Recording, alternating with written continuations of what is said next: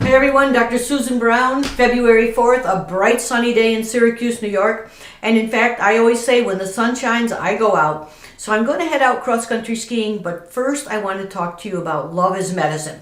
You remember a couple days ago, I mentioned this really interesting study with rabbits where they fed them a toxic diet. Half of the rabbits developed heart disease, the other half didn't. The difference was that the person who fed the rabbits who did not get ill loved them, petted them, gave them caring.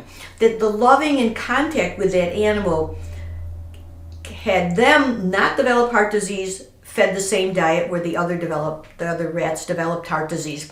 There's a similar new study just came out from the University of California looking at pain, and they wanted to see how can we reduce the perception of pain amongst those who are on opiates and trying to get off opiates.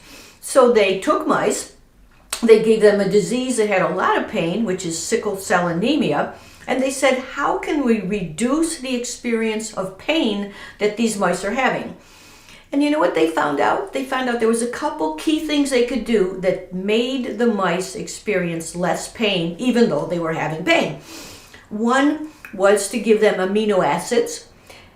One was to give them fatty acids and to give them protein. Now, the amino acid is really interesting because they were amino acids that caused them to make more serotonin, like tryptophan, which is just what we use in our Rest Well product. They gave them the amino acids that produce tryptophan. They gave them one other key ingredient, which was companionship. And they found out that that companionship was a great healing factor, and the mice who had companions in their little cages experienced much less pain, even though they had the same physiological pain. So the implication for us, it's February, Heart Month, time to think about the heart, time to think about the value of love, the value of caring, the value of companionship.